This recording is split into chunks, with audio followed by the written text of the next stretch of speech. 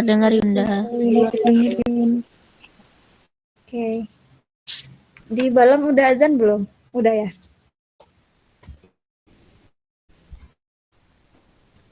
Sudah Yunda. Oke. Oke, kalau gitu kita mulai. Malam hari ini kita akan mendiskusikan soal-soal kuis mekanisme reaksi organik, materinya substitusi elektrolit dan substitusi nukleotil, khususnya pada senyawa Ariel dan benzena. Soalnya udah pada dapat belum?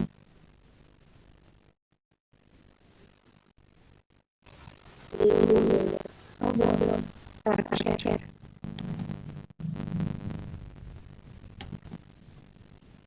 Siapa ya? Ke siapa ya? Set. Irma. Ke Irma aja.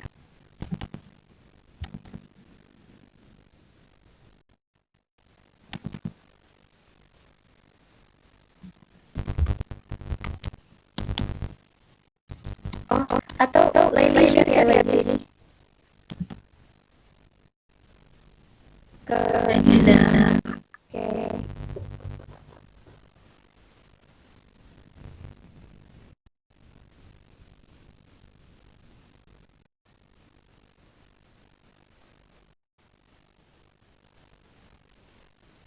Oke, langsung aja kita bahas soalnya.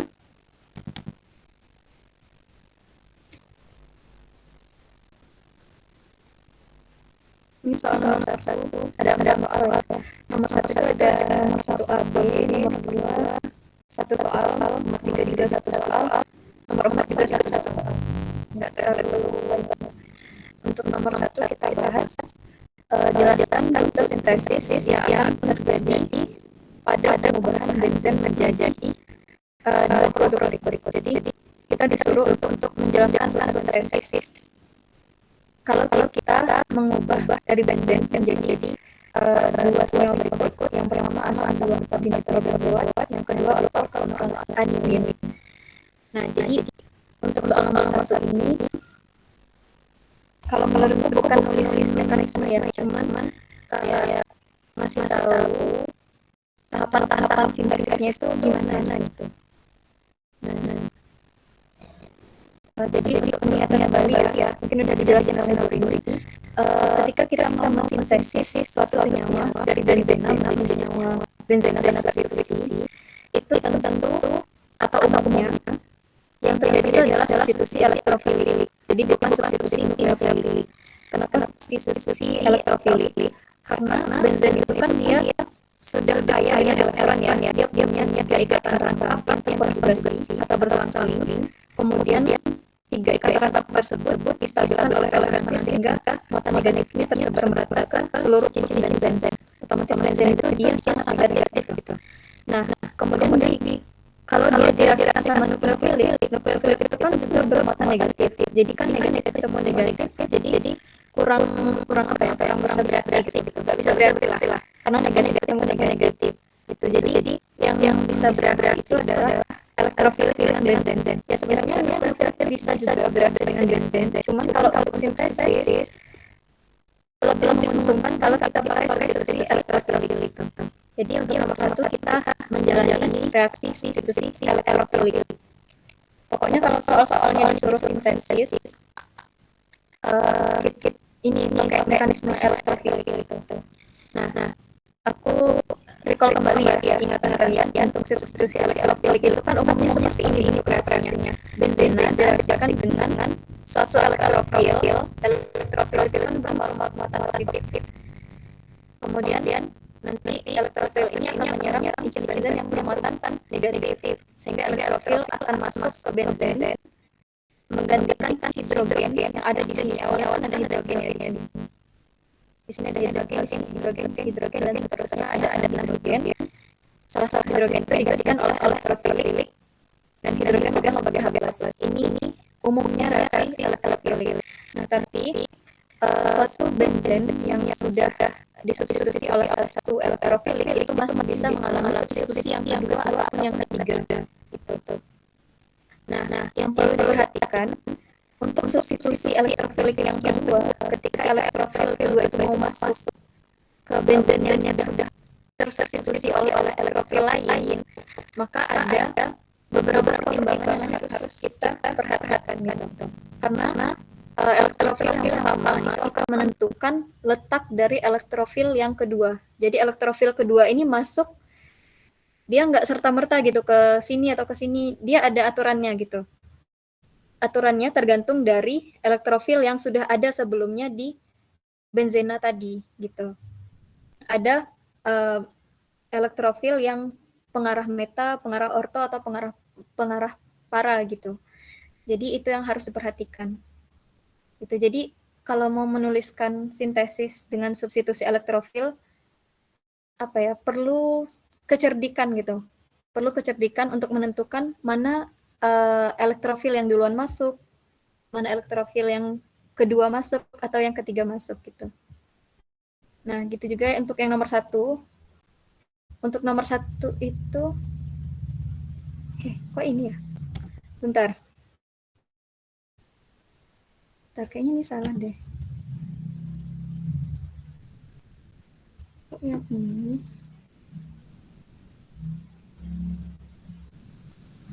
Yang di mana?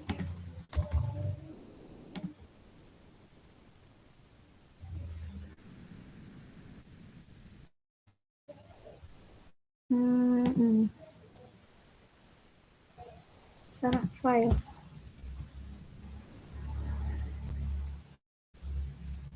Ya. Kelihatan ya share screen-nya? Terlihat Yunda. Oke. Oke, ini untuk nomor 1, tadi kan kita disuruh buat asam 2,4 dinitrobenzoat dari benzena. Nah, pertama yang harus kita buat itu adalah buat dulu produk akhirnya yang diminta sama soal. Gitu. Kan tadi dari benzen kita mau ubah ke asam 2,4 dinitrobenzoat. Kita buat dulu strukturnya. Apa sih namanya ini? Induknya itu adalah suatu asam benzoat. Kemudian ada 2 gugus nitro. Itu kan. Nah, selanjutnya hal yang harus kita lakukan, identifikasi sifat dari gugus-gugus yang ada.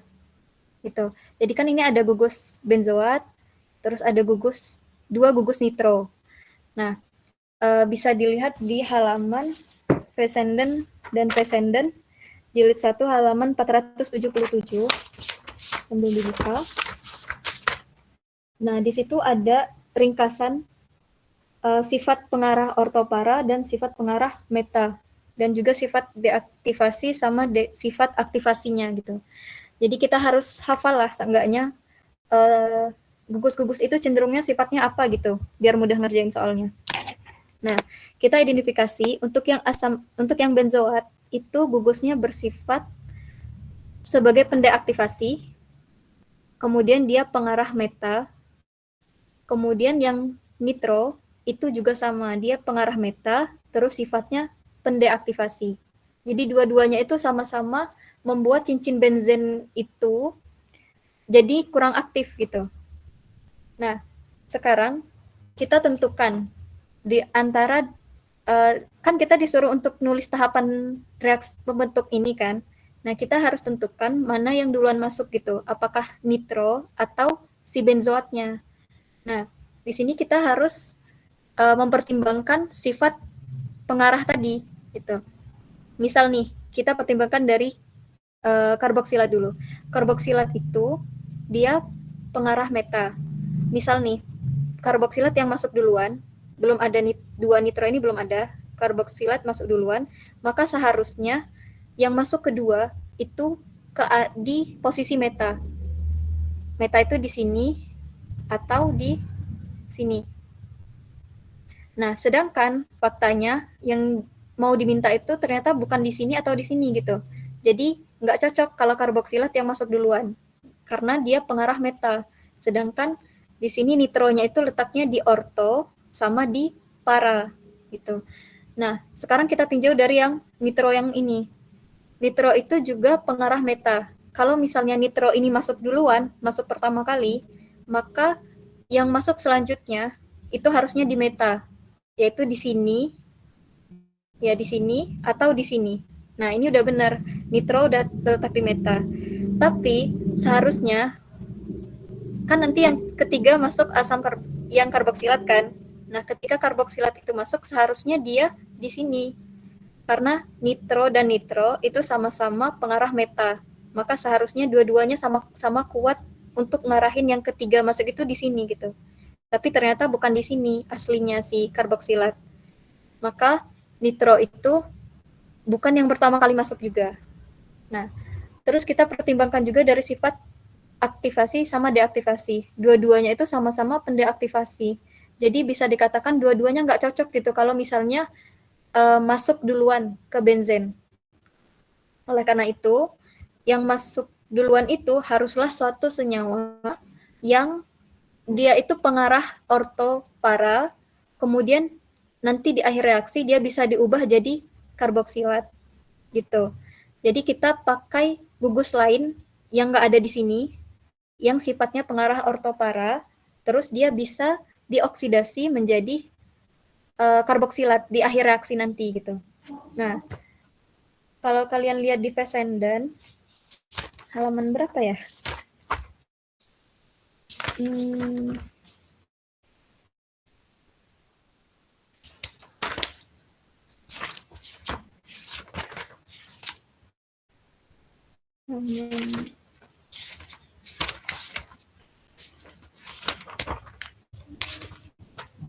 Fessenden.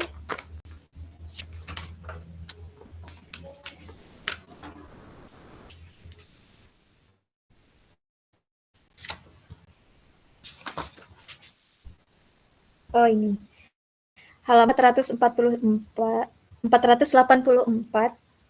halaman 484 di bawah.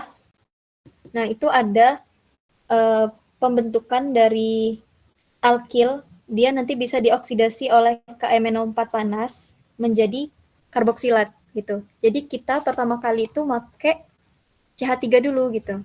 Yang masuk ke benzen pertama kali itu adalah CH3 ini, CH3. Jadi reaksi pertama itu adalah alkilasi dulu. Alkilasinya terserah mau metana atau etana, terserah kalian aja. Tapi mungkin yang lebih menguntungkan itu kalau dia lebih sederhana gitu, lebih mudah reaksinya. Nah, di sini kita pakai pakai metil klorida, terus pakai katalisnya aluminium klorida, direaksikan dengan benzen. Nanti dia akan menghasilkan toluen ya, toluen. Ini sebenarnya nggak usah ditulis mekanismenya sih menurutku, karena soalnya cuma minta rutenya aja gitu, nggak usah ditulis mekanisme. Jadi langsung aja benzen direaksikan dengan alkil halida, kemudian pakai katalis aluminium klorida, nanti akan menghasilkan suatu toluen. Nah, selanjutnya setelah dia membentuk toluen, ini kan baru substitusi yang pertama ya. Lanjut ke substitusi yang kedua, kita masukin nitro. Nitro itu untuk mendapatkan nitro kita harus mereaksikan si toluen tadi dengan HNO3, asam nitrat, kemudian pakai katalis H2SO4 gitu. Nah, toluen ini dia pengarah OP, pengarah orto atau para. Jadi ketika ada toluen di sini, maka NO2 yang masuk itu akan berada di orto atau para gitu. Jadi yang pertama aku tulis di sini dia masuknya ke orto duluan. Kemudian setelah dia masuk orto, kita nitrasi lagi biar masuk NO2 yang kedua. Jadi dia masuknya di para gitu. Jadi dapatlah dia struktur yang seperti ini. Benzen, dia punya gugus CH3, punya 2 gugus nitro. Nah, sedangkan yang diminta itu dia harus gugus karboksilat. Nah, sekarang kita oksidasi gugus metil ini, oksidasi menjadi karboksilat. Oksidasinya menggunakan KMNO4 panas. Nah, dioksidasi menjadi asam karboksilat ini. Jadi nantinya asam 2,4 dinitro karboksil. Dinitro benzoat gitu. Nah, ini untuk yang nomor 1A. Jadi intinya nomor 1A itu tahapannya, pertama substitusi CH3 dulu, atau alkilasi namanya. Kemudian yang kedua nitrasi, 2 kali nitrasinya karena tadi gugus NO2-nya ada 2. Kemudian yang terakhir baru kita oksidasi CH3-nya menjadi karboksilat, gugus karboksil gitu. Untuk nomor 1A ada yang mau ditanyain nggak? Kurang paham di mana gitu?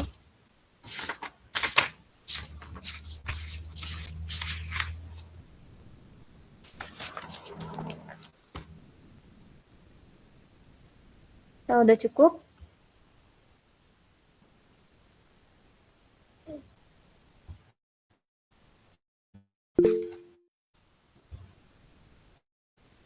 Cukup Yunda. oke.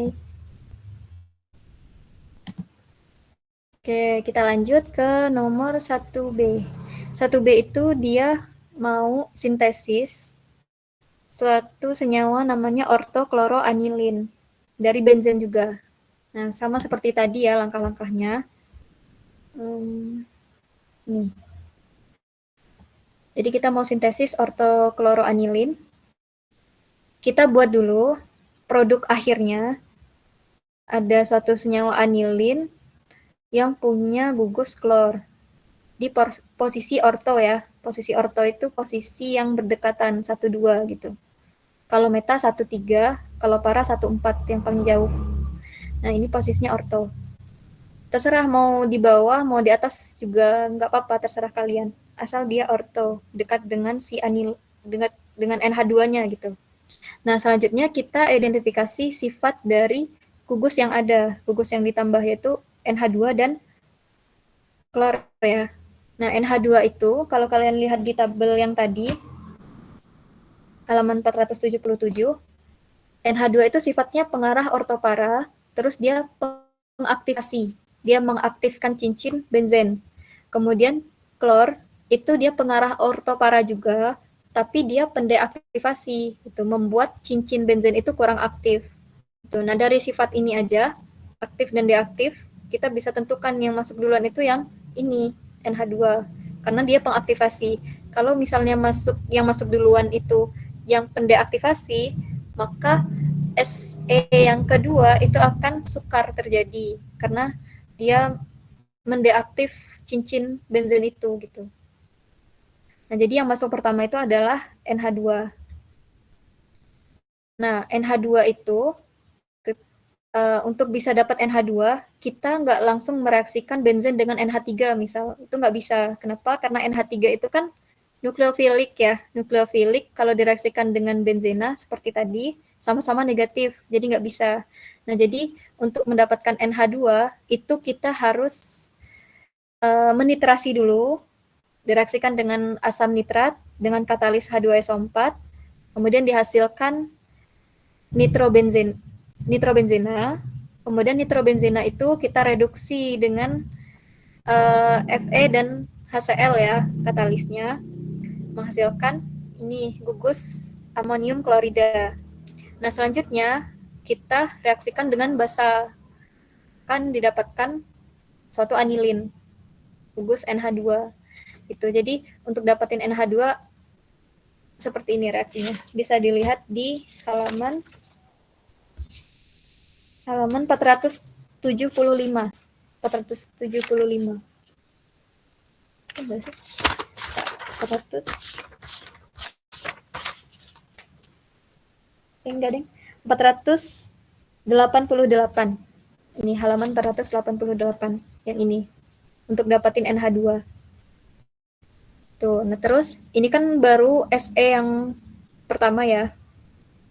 Masuk NH2. Kemudian selanjutnya SE yang kedua itu substitusi klor. Nah, NH2 itu dia gugus pengaktifasi pengarah ortopara. Nah, yang diminta di soal itu yang ortonya gitu. Jadi kita langsung aja direaksikan dengan klor. Kemudian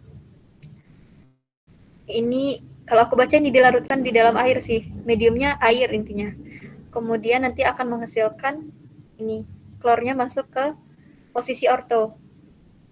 mau di atas atau di bawah juga terserah kalian masuk ortonya gitu.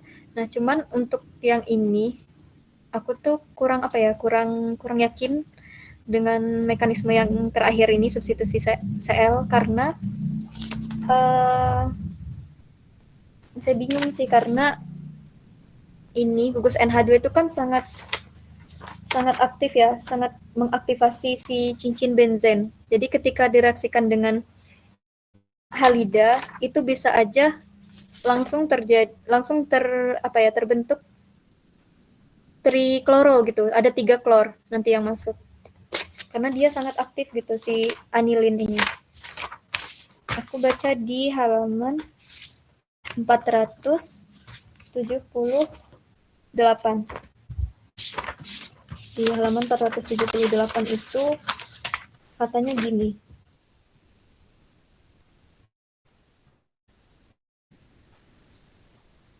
Gugus amino dalam anilina mengaktifkan cincin benzen terhadap substitusi sedemikian jauh sehingga sangat sukar untuk memperoleh monobromoanilina. Jadi sangat sukar untuk memperoleh satu aja gitu, satu Cl aja.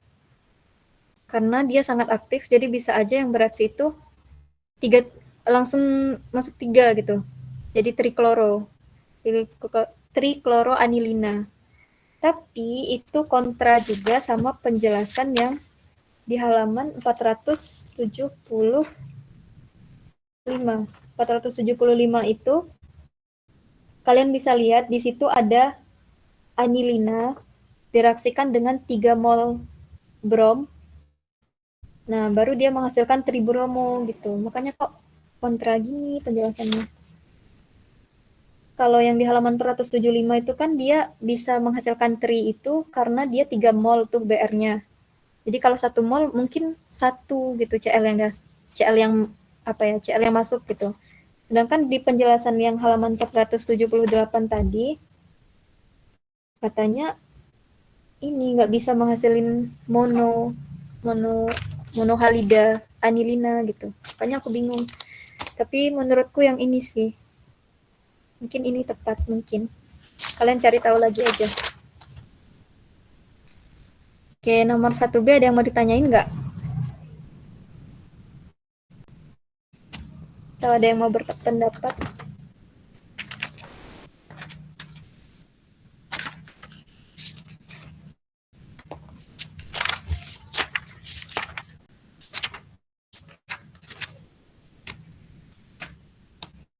Atau cukup? Cukup.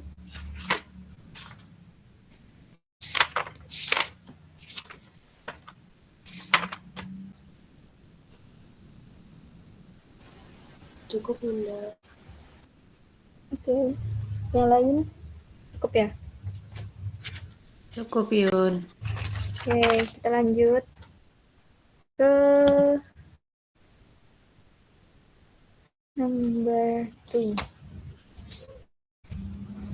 Nomor 2 itu jelaskan secara komprehensif urutan laju reaksi dengan natrium metoksida pada senyawa berikut. Jadi ada tiga senyawa yang dimana kita disuruh nentuin mana yang lajunya paling cepat kalau direaksikan dengan natrium metoksida. Ada fenol, ada bromobenzena, terus ada ortobromonitrobenzena. Nah, di sini kita disuruh menentukan laju reaksinya. Nah, jadi ini yang pertama yang harus kita perhatikan itu adalah pereaksinya. Pereaksinya itu adalah natrium metoksida.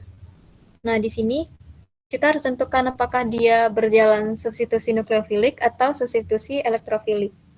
Nah, berhubung si pereaksinya itu adalah natrium metoksida, ini merupakan suatu nukleofil ya. Nukleofil karena dia bermuatan negatif, sehingga yang akan terjadi itu adalah substitusi nukleofilik.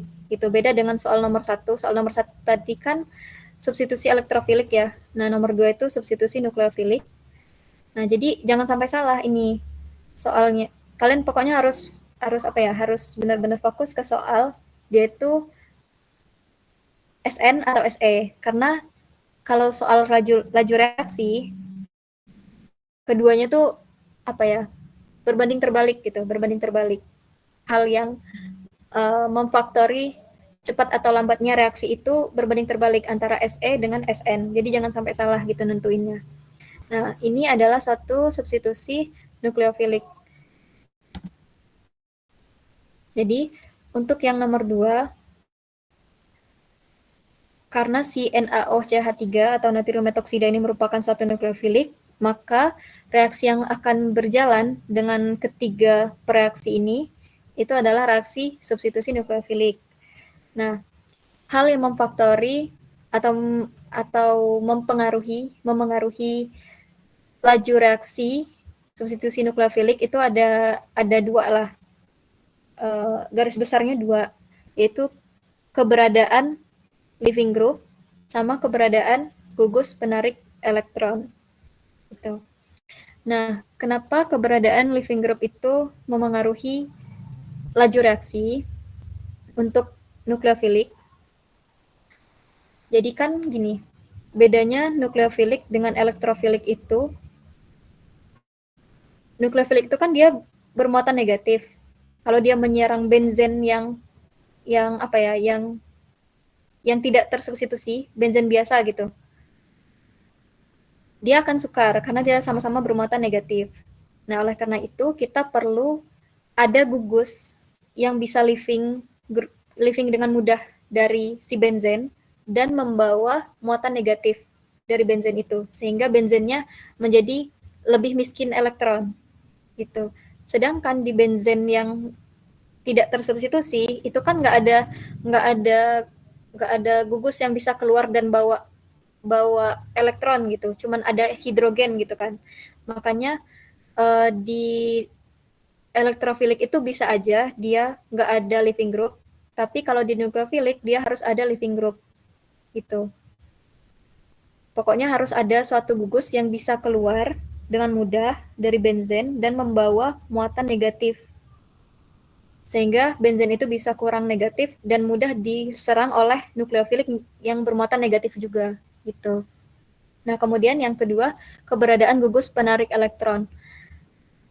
Nah, yang perlu digarisbawahi di sini adalah gugus penarik elektron itu bukan efek induksi ya, tapi efek resonansi gitu. Jadi untuk benzen kita ngomongin gugus penarik itu bukan induksi tapi resonansi gitu. Jadi jangan sampai salah karena bisa jadi penyebab penyebab miskonsepsi gitu. Nah, jadi kita tinjau dulu yang pertama dari fenol. Fenol itu dia punya gugus hidroksi. Dia nggak punya leaving group. Kemudian dia cuma punya hidroksi. Nah, hidroksi itu dia justru kalau soal resonansi, dia itu pendorong elektron. Dia mendonorkan elektron ke cincin benzen ini gitu, sehingga cincin benzen makin negatif karena si elektron bebas dari oksigen yang ada di OH itu bisa didonorkan ke cincin untuk beresonansi gitu di cincin ini, sehingga cincinnya makin negatif. Sehingga untuk yang fenol itu justru lajunya kalau direaksikan dengan nukleofilik natrium metoksida tadi itu sangat lambat, bahkan bisa dikatakan tidak terjadi reaksi kalau sama fenol. Nah, selanjutnya pada bromobenzena. Bromo itu suatu leaving group yang baik ya. Dia suatu leaving group yang baik, tapi bromobenzena ini dia nggak ada gugus penarik elektron. Dia cuma punya bromo yang merupakan leaving group. Gitu. Nah, jadi untuk yang ini reaksinya berjalan lambat, lebih cepat dari si fenol karena dia punya leaving group. Br ini bisa lepas dan membawa muatan negatif sehingga benzennya menjadi miskin elektron. Kemudian nukleofiliknya bisa menyerang walaupun itu lambat gitu. Nah, kemudian yang terakhir bromonitrobenzena itu dia punya leaving group, punya Br, Kemudian dia punya gugus penarik elektron, NO2. Tuh, jadi dia lebih baik daripada si 1 dan 2. Br-nya bisa lepas bawa elektron, kemudian NO2 ini dia penarik elektron. Penarik itu maksudnya dalam hal resonansi ya. Jadi resonansinya itu bakal ke NO juga gitu, bakal kesebar ke NO, nggak cuma ke cincin ini. Sehingga muatan negatifnya itu lebih terstabilkan gitu. Nah, jadi yang lebih cepat itu adalah yang ketiga, kemudian yang kedua, dan yang terakhir yang ke satu. Gitu. Jadi intinya begitu penjelasannya dari keberadaan living group, kemudian keberadaan gugus penarik elektron. Nomor 2 ada yang mau ditanyakan? Cukup Yunda. Oke. Cukup Yunda. Oke.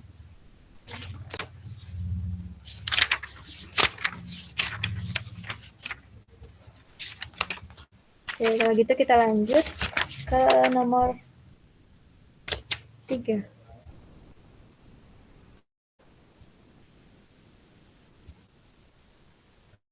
Nomor 3 itu soalnya seperti ini. Tuliskan resonansi zat antara bila senyawa 1 bromo 24 dinitrobenzena direaksikan dengan natrium hidroksida. Nah, itu bisa kalian pelajari di halaman 494. 494.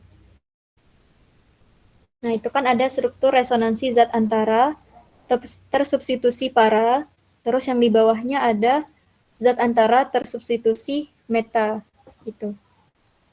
Nah, kalau kalian baca di halaman sebelumnya, halaman 493, yang posisi orto dan para itu dia punya stabilisasi tambahan. Sedangkan kalau meta itu nggak punya stabilisasi tambahan. Makanya resonansi ortopara itu dia lebih stabil, kemudian nanti juga bisa menyebabkan lebih cepat laju reaksinya daripada yang meta, posisi meta gitu. Nah, di sini kan kita cuman disuruh untuk nulis resonansi zat antara aja ya. Nah, kurang lebih seperti ini. Jadi, kan tadi soalnya maunya 2,4 dinitro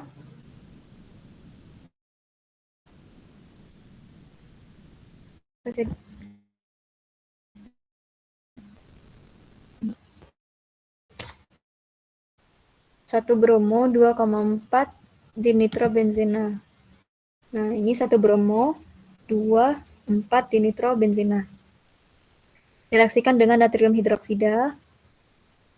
Nah, ini karena natrium hidroksida itu merupakan satu nukleofil, maka ini berjalan substitusi nukleofil ya. Jadi reaksinya seperti ini. Ini mekanisme secara umum, tapi yang diminta itu cuman yang ini sih, resonansi zat antaranya aja. Cuman kalau mau ditulis mekanismenya mungkin lebih bagus, mungkin. Nah, ini reaksinya direaksikan dengan NaOH. OH ini akan menyerang, ya akan tersubstitusi dalam benzen. Dihasilkan suatu zat antara karbanion karena adanya itu C yang bermuatan negatif ya. C-nya bermuatan negatif, kemudian nanti OH akan menggantikan posisi BR. BR akan menjadi living group gitu. Ini mekanisme secara umum. Nah, yang diminta itu adalah ini, resonansi zat antara karbanionnya ini yang diminta. Nah, ini kurang lebih seperti ini resonansinya. Sebenarnya hampir sama kayak yang di halaman 494, cuman bedanya yang 494 itu kan cuman ada 1 nitro. Sedangkan yang di soal nomor 3 itu ada 2 nitro. Ada di posisi orto dan posisi para. Gitu. Jadi nanti bedanya ortopara itu kan sama-sama bisa menghasilkan stabilisasi tambahan ya. Kalau yang ada di contoh halaman 494 itu cuman ada 1 tambahan stabilisasi. Sedangkan kalau yang ini karena dia ada dua nitro yang letaknya ortopara, maka ada dua stabilisasi tambahan. Ada yang dari para, ada yang dari orto. Nah, seperti ini resonansinya. Jadi yang pertama, kan si OH masuk ya, masuk ke sini, masuk ke tempat yang ada living groupnya, masuk ke tempat yang ada BR-nya gitu. Nah, kemudian ikatan rangkap yang ini, yang awalnya ada ini, lepas, kemudian pindah ke sini, ke C yang ada di sini. Kemudian terjadilah resonansi ya, bisa dilihat di gambar ini. Sebenarnya ini aku udah bedain sih ini. Bedanya warna biru. Kalau warna biru itu nanti dia ke sini arahnya. Kalau yang warna merah nanti dia hasilnya yang ini. Gitu. Jadi ini kan geser ya. Ini ke pasangan elektron bebas ini pindah ke sini jadi ikatan rangkap. Kemudian ikatan rangkap yang awalnya ada di sini pindah ke C yang ada di sini menjadi karbanion pindah ke sini. Kemudian kenapa ini ada 4 panah? Maksudnya itu resonansinya itu bisa saja ke arah nitro, bisa juga keliling ke cincinnya lagi gitu. Kalau dia ke arah nitro, dia bakal seperti ini hasilnya. Jadi nanti kalau dia ke arah nitro, yang ini bakal jadi ikatan rangkap. Kemudian yang ikatan rangkap ini lepas menjadi pasangan elektron bebas. Nah, tapi kalau misalnya resonansinya ke arah cincin, tetap di cincin, itu dia akan menghasilkan yang seperti ini. Ini aku bedain warna biru ke sini, warna merah ke sini. Gak kelihatan sih birunya. Nah, ini kalau dia warna merah atau dia resonansinya ke cincin, tetap di cincin, pasangan elektron bebas ini pindah ke sini jadi ikatan rangkap. Kemudian ikatan rangkap ini pindah ke C yang ini, jadi karbanion, C-nya jadi karbanion. Gitu. Nah, seharusnya kan kalau dia cuma ada satu nitro yang para, cukup sampai sini. Kayak yang di buku. Tapi karena ini ada dua nitro yang letaknya orto juga, maka masih ada lanjutannya, dua ini di bawah. Tuh. Lanjutannya tadi yang warna merah itu dia tetap di cincin, sedangkan yang warna biru itu dia resonansinya ke arah nitro yang letaknya orto. Gitu. Jadi kalau dia yang merah ini dia ke cincin, ikatan rangkap ini pindah ke sini jadi karbanionnya pindah di sini. Kemudian karbanion ini pindah ke ikatan ini jadi ikatan rangkap. Nah, tapi kalau misalnya resonansinya ke nitro yang orto, maka seperti ini. Karbanion ini pindah ke ikatan antara C dengan N, jadinya ikatannya jadi rangkap.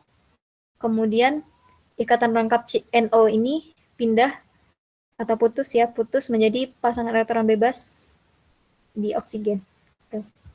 Jadi stabilisasi tambahan itu yang ini, yang ke arah nitro para, kemudian yang ke arah nitro dari nitro orto. Itu.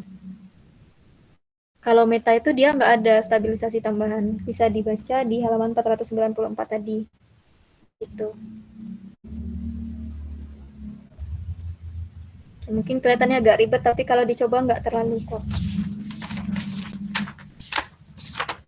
Oke, ada yang mau ditanyain nggak? Nomor 3. Yunda, mau Ya. tanya. Berarti ini bebas gitu ya, Yun, untuk resonansinya boleh yang pakai yang merah sama yang biru. Iya, bebas. Terserah aja. Kasih Yunda. Maksudnya, bentar. Maksudmu gimana? Bebas itu gimana?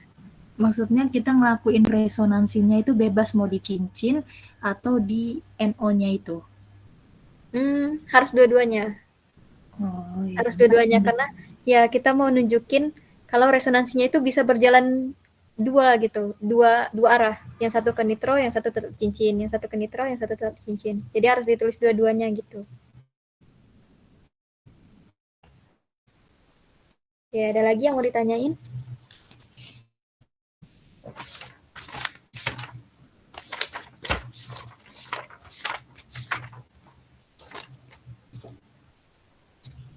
Cukup?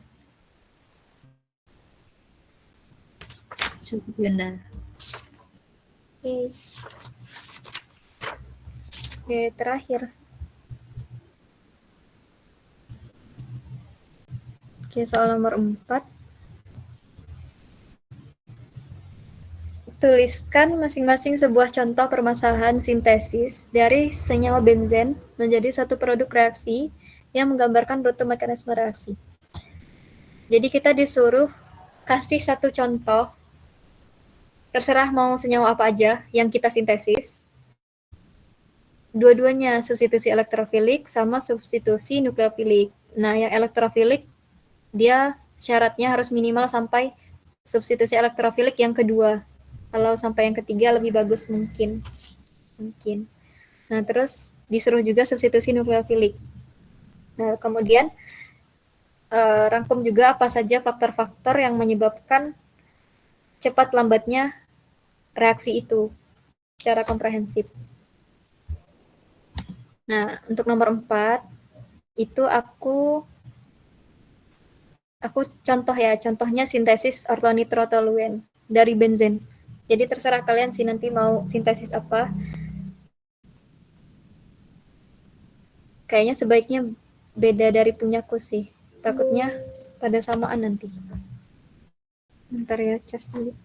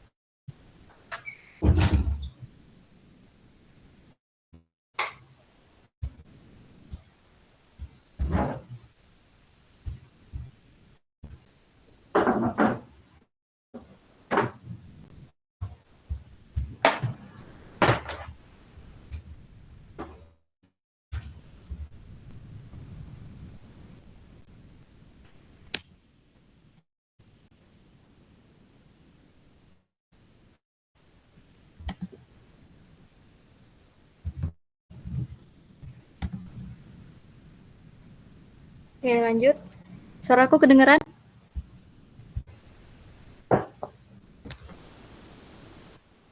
Kedengeran Yunda. Oke.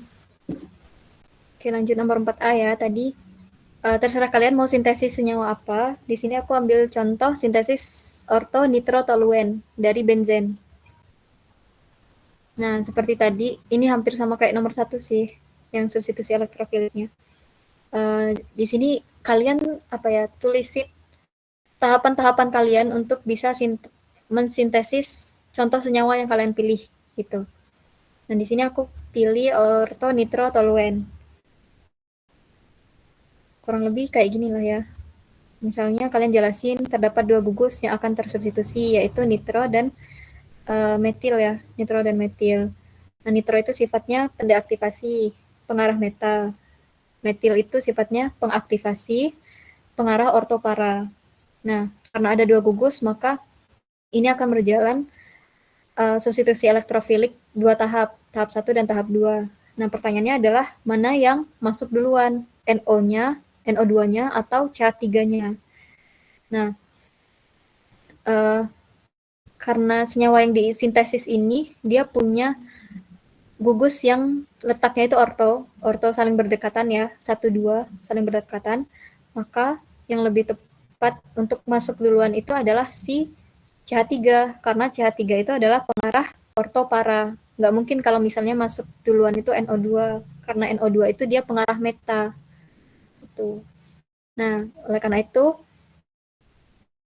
dilihat juga dari sifat pendeaktivasi dan pengaktivasinya. Kalau NH2 yang masuk duluan, justru SE yang keduanya itu bakal sulit terjadi karena dia mendeaktivasi cincin benzen, sehingga benzennya sulit untuk diserang oleh nukleofil yang kedua, elektrofil yang kedua gitu.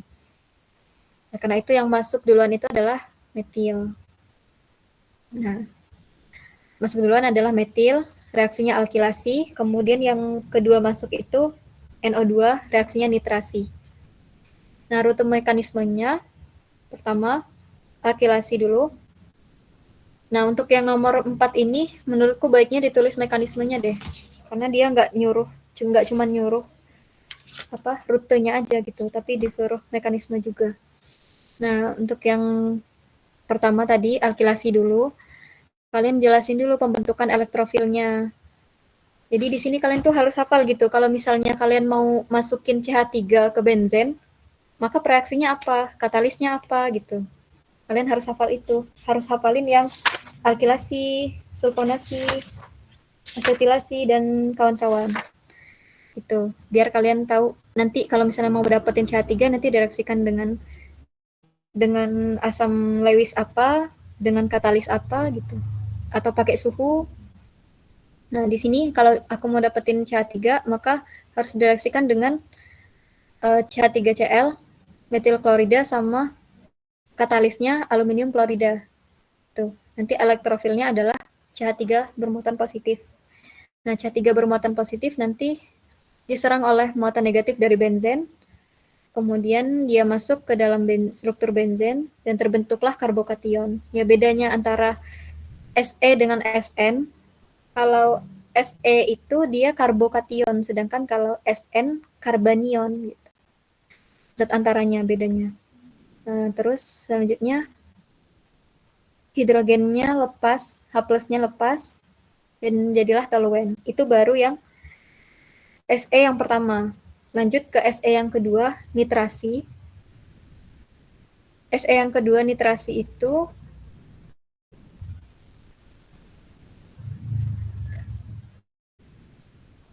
nah, NO2 yang masuk itu dipengaruhi oleh si CH3 yang udah ada di benzen tadi ya. Karena CH3 itu sifatnya ortopara, maka NO2 yang masuk itu antara di orto atau enggak di para. Nah, karena di contoh yang aku minta itu dia maunya di orto, maka kita buat yang mekanisme orto aja.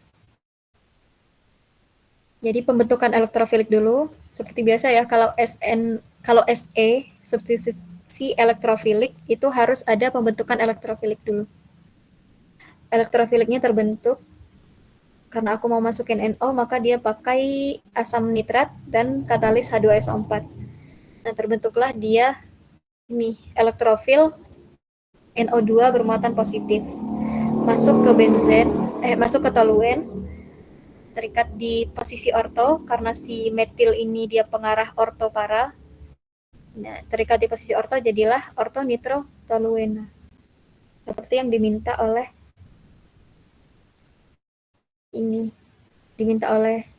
contoh yang aku tulis.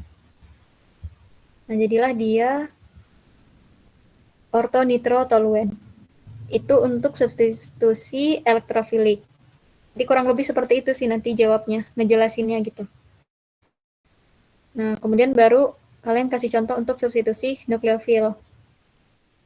Di sini aku bikinnya sintesis para nitrophenol dari para kloronitrobenzena. Jadi kalau misalnya seperti yang aku jelasin di awal, sintesis yang pakai substitusi nukleofilik itu nggak mungkin dia berawal dari benzen. Karena tadi ya, nukleofilik dan benzen itu sama-sama bermuatan negatif. Jadi pasti yang jadi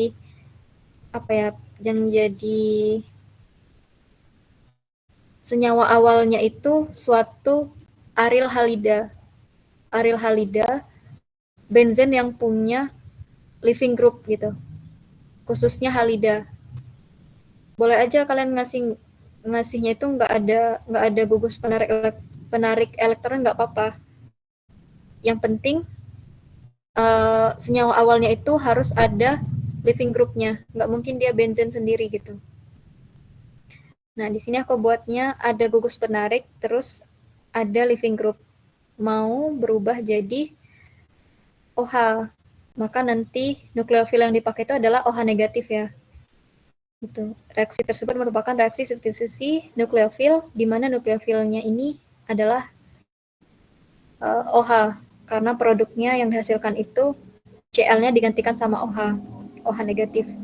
Nah, pada reaksi SN itu, reaktivitas reaksi ini itu dipengaruhi oleh keberadaan gugus penarik tadi ya, seperti yang udah dijelasin tadi. Semakin banyak gugus penarik, makin stabil dan makin cepat reaksinya. Karena kalau ditarik elektronnya pakai resonansi, secara resonansi, maka cincin benzen ini akan semakin miskin elektron gitu. Kalau dia miskin elektron, maka nukleofilik suka untuk menyerang, mudah untuk diserang oleh nukleofil. Nah, selanjutnya mekanismenya seperti ini. Nukleofil menyerang yang ada leaving group, kemudian ini pindah, pasangan elektron P pindah ke sini, dan terjadi zat antara karbanion, kemudian dihasilkan ini ya produknya. Jadi produknya itu Cl-nya digantikan oleh nukleofil. Gitu.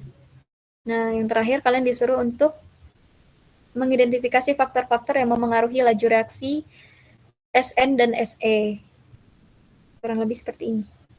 Kalau SN, substitusi nukleofilik, khususnya kita ngomongin yang SN kedua ya. SN kedua itu dia dipengaruhi oleh substituen yang sudah ada pada cincin.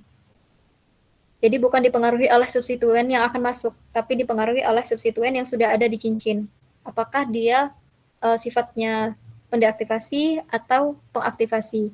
Kalau dia pengaktivasi, maka itu akan mempercepat laju reaksi karena umumnya yang pengaktivasi itu dia pengarah ortopara. Yang mana kalau kalian baca di halaman berapa ya?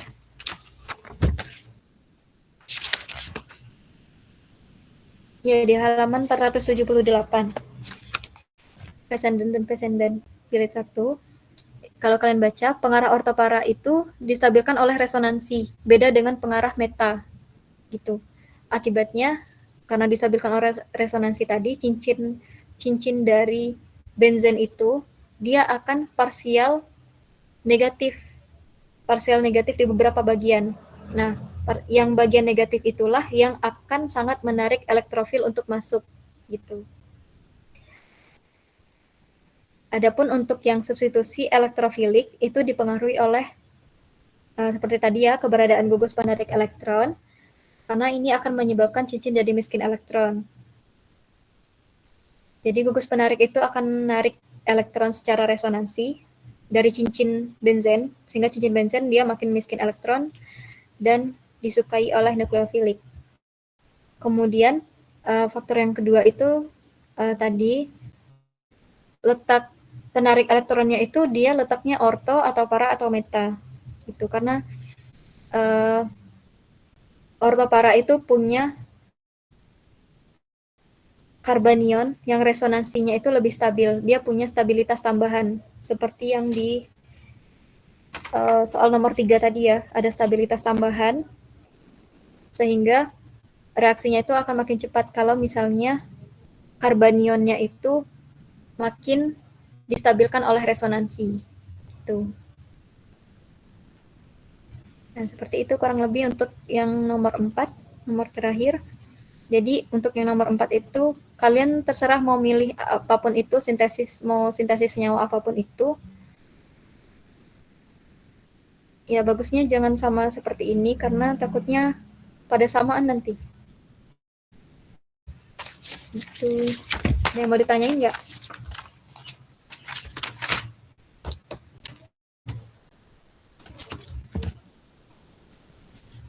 Ada yang kurang jelas?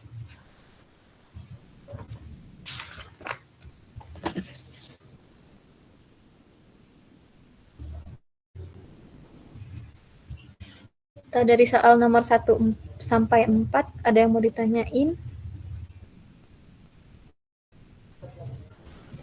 Yunda izin bertanya, Mm-mm. untuk nomor 4 itu kan kita buat eh, senyawa sendiri ya Yunda. Mm-mm. Misalnya kan ini kalau punya Yunda contohnya NO2 sama CH3. Nah ada nggak sih Yunda kalau misalnya kita mau gabungin senyawa lain kayak dua senyawa itu nggak boleh digabung gitu. Oh, aturan gitu ya maksudnya? Iya, ada nggak Yunda? Bentar aku mikir dulu.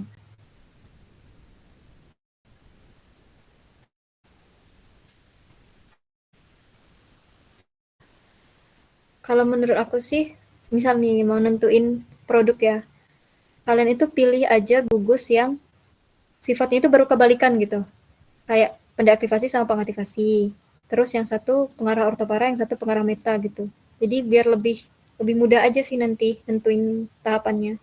Jadi kalau menurutku, setahu aku ya, sependek yang aku tahu, kayaknya nggak ada sih dua gugus yang misalnya nggak boleh disatuin gitu.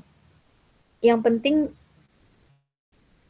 bagusnya sifat kedua gugus itu berkebalikan, biar lebih mudah aja kalian. Kalau nggak berkebalikan juga nggak apa-apa, cuman kayak nomor satu tadi yang dia pakai gugus yang di luar senyawa yang kita buat gitu. Menurutku seperti itu.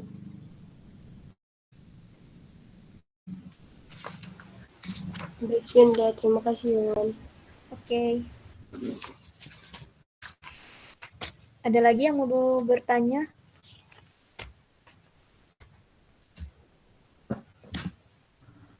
Yunda mau nanya, Oke. eh, untuk yang nomor 4 itu, kan kata Yunda harus berkebalikan ya. Mm-mm. Itu berarti sesuai yang ada di tabel itu kan, tapi basing boleh kan Yunda? Yang penting dia berkebalikan, yang deaktivasinya apa, aktivasinya apa gitu beda gitu kan. Yunda bebas kita gitu kan. Iya, bebas kalian aja. Nggak Nggak ada ada. di tabel ya maksudnya ya? Iya, yang ada di tabel. Oh, yang ada di tabel. Iya. Iya, terserah kalian. Makasih Yunda. Oke. Apa ini? Di AI katanya kalau mau menghasilkan monoklorinasi pakai air CL3 ya. Itu yang soal nomor ini ya, nomor 1B tadi ya. Oke, yang ini. Oh, pakai AlCl3 ya. Kalau AlCl3 berarti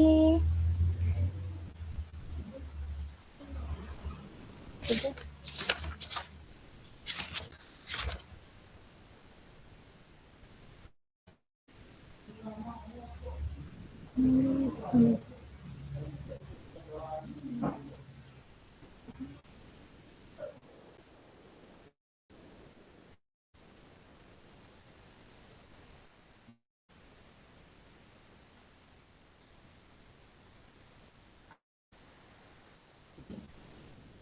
eh, oh iya, bisa jadi sih ya. Coba yang nomor 1B tadi tuh, tadi kan aku bilang ini ya, tadi permasalahan yang bisa jadi ini nggak tepat gitu. Nah, tadi kata Suci, dia bisa monoklorinasi kalau pakai apa? Katalis ya berarti, katalis aluminium klorida. Bisa jadi sih, bisa jadi tepat. Coba deh dilihat di halaman Pesenden halaman 475. Yang paling atas itu kan ada halogenasi ya, halogenasi dia pakai apa sih? Katalis logam logam logam halida. Jadi kalau misalnya Cl2 maka nanti logam Cl2 gitu kayak logam Cl3 maksudnya. AlCl3, FeCl3 mungkin ya, mungkin seperti itu. Tapi Tapi itu benzen sendiri, bukan anilin.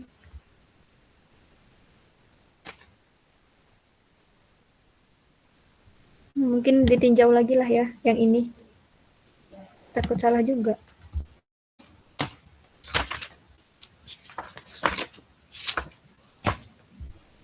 Nah, kalau tadi tuh aku baca tuh, biar dia nggak berlebih, Cl2-nya itu, NH2-nya itu diubah dulu jadi bentuk lain yang lebih kurang aktif gitu. Atau mendeaktivasi si cincin ini. Biar dia nggak berlebihan masuk Cl2-nya. Baru setelah itu diubah lagi ke anilin. Aku baca gitu sih tadi di AI. Cuman, apakah seribet itu?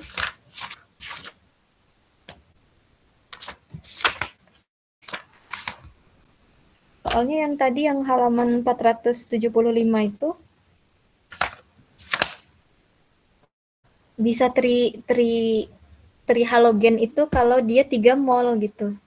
Jadi kalau 1 mol apakah cuma masuk 1? Nggak tahu sih. Ya cari tahu lagi lah ya nanti.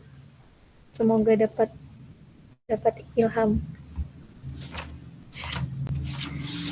Oke, ada lagi yang mau ditanyain atau mau didiskusiin?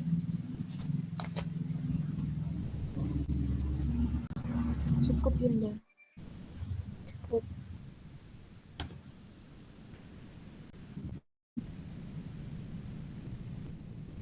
Oke, kalau udah cukup, kita cukupkan ya diskusi malam hari.